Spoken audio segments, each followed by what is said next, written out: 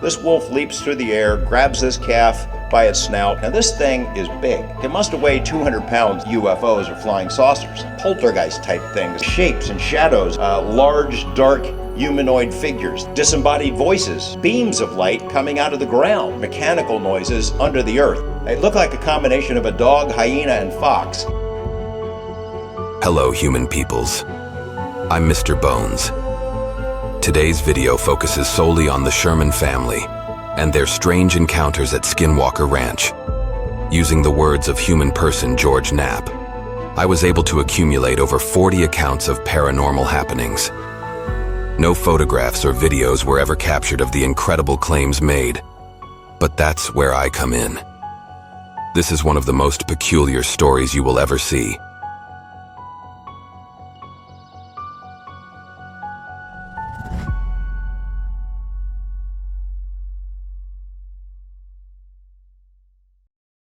In 1994, Terry Sherman and his family were eager to start a new chapter in their lives. Terry had just purchased a ranch. The Shermans were hoping to live a peaceful life here, but what they experienced over the next 2 years would haunt them forever. Unbeknownst to the Shermans, the ranch was said to sit on cursed grounds, a result of a deep-seated feud between the Navajo and Ute tribes, which took place centuries before. The legend goes that the Navajo, after suffering injustices at the hands of the Utes, unleashed upon the land the most malevolent of spirits, the Skinwalker.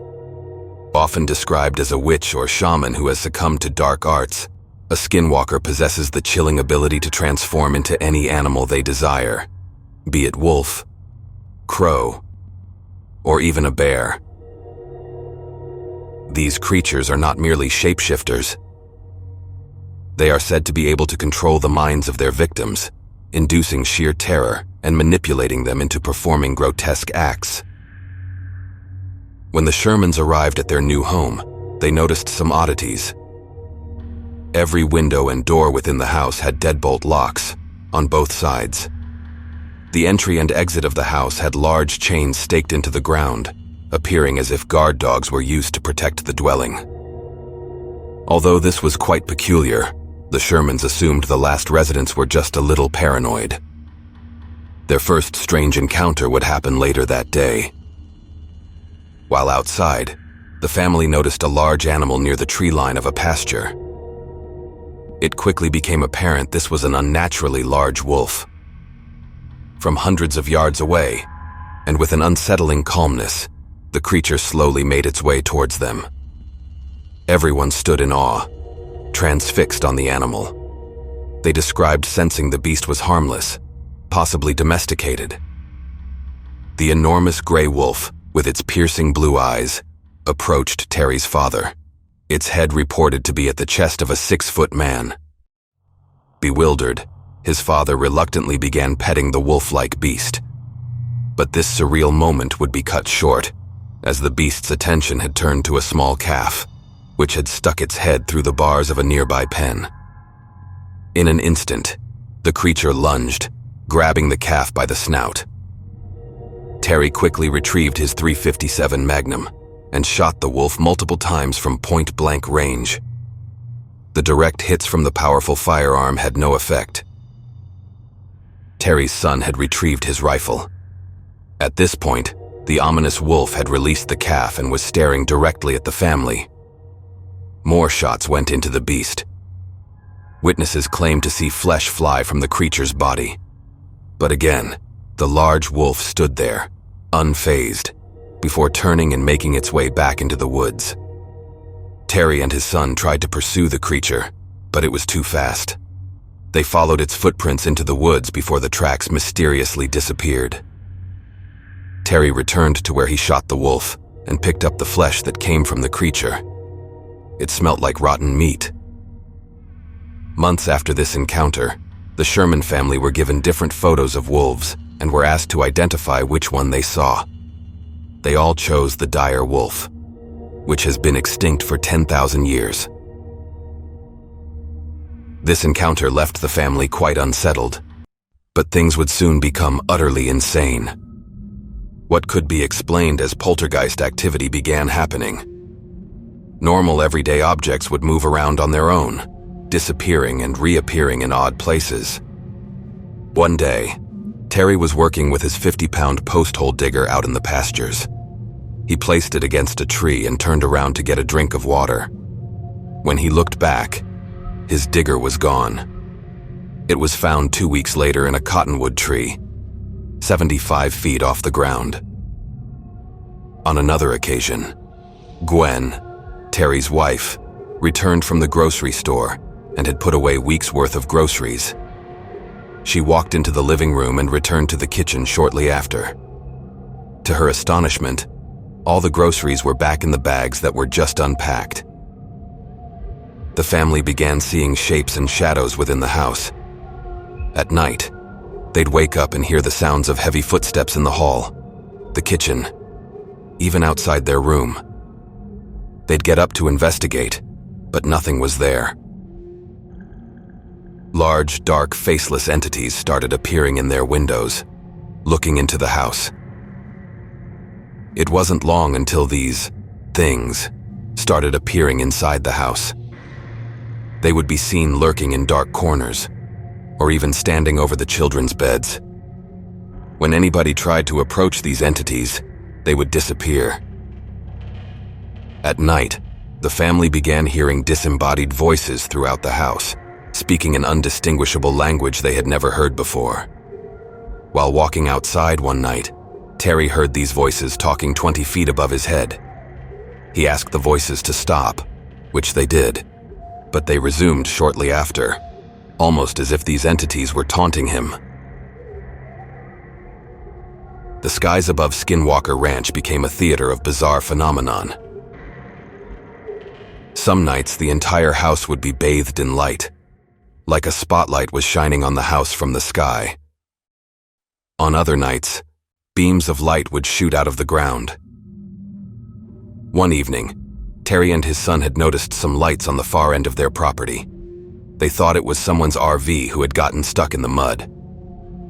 As they got closer, the lights began to move, first towards Terry, then up into the air, above the tree line and into the night sky. The family began seeing what they called flying refrigerators. These anomalies would emit beams of light that would shoot around the property, making loud noises, as if somebody was banging metal inside of them. Terry and Gwen had a classic daylight flying saucer sighting, in which the silver disc was seen in the sky above the ranch. As they watched, a wave of uncontrollable excitement poured over them, almost as if something was messing with the receptors in their brain. There were many unusual sightings of discs and craft. Terry saw what he described as an F-17 stealth fighter jet. It was hovering 30 feet off the ground in a forest clearing. The dark craft emitted multicolored lights which scanned the ground below. After the craft seemed to notice Terry, its lights went out. The craft moved away from him and disappeared into the night sky. Gwen had her own encounter. She noticed a craft in the sky following her as she was driving. When she arrived home, she ran into the house and locked all the doors. The craft landed 50 yards away. Gwen watched from the window and described seeing a recreational vehicle-shaped craft. A door opened and light poured out. Inside looked like an office, with a desk and chairs. She then saw a dark figure, which looked like it was wearing headgear and boots. It sat down in the chair and began staring at her. Now, before we get to what really terrified the Shermans, I would be remiss not to mention some other encounters. A hyena creature, mixed with a wolf, that had a foxtail, witnessed clawing at the horse's legs in a barn. A wolf the size of a horse, traveling with a big dog that had an abnormally large head. A camouflage creature, described as looking like the predator. Tall, dark entities that would stalk the Sherman's yard. Mechanical noises coming from underneath the earth.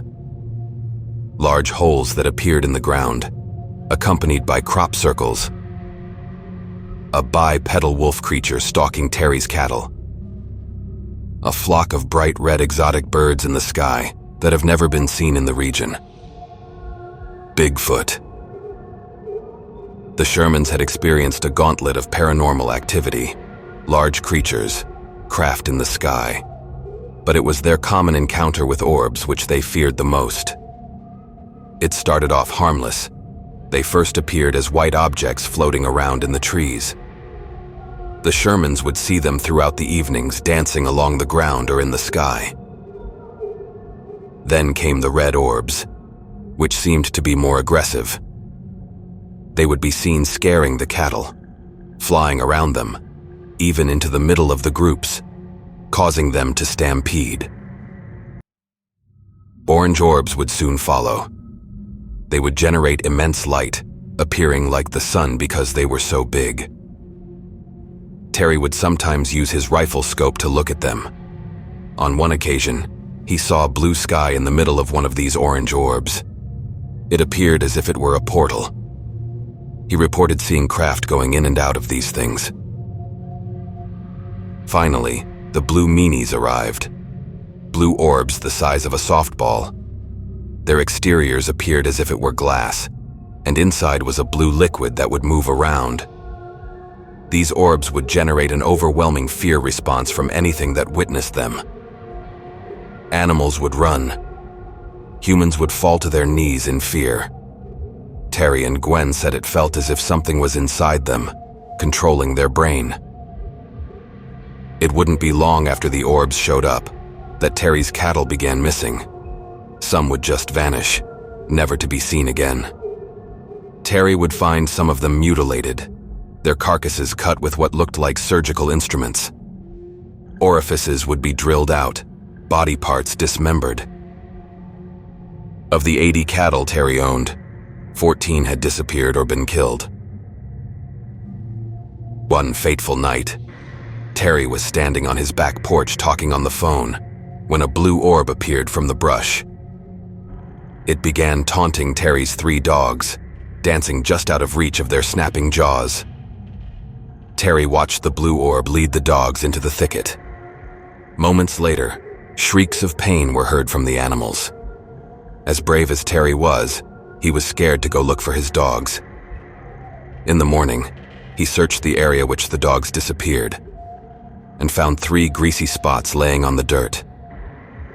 This was the last straw for Terry. He contacted the news about his encounters and listed his ranch for sale. A billionaire named Robert Bigelow, who was obsessed with the paranormal, had heard about Terry's story and purchased the ranch. But that is a tale for another time. Thank you everybody for watching. The images you've just witnessed were conjured from the depths of my dungeon. If you've enjoyed any part of the video, please consider dropping a like and help my powers grow. If you like scary, creepy, or mysterious stuff, consider subscribing. It's like what I do. I've put some other creations on the screen for you to watch until we meet again. As for me, back into the dungeon I shall go. Good luck out there, human peoples.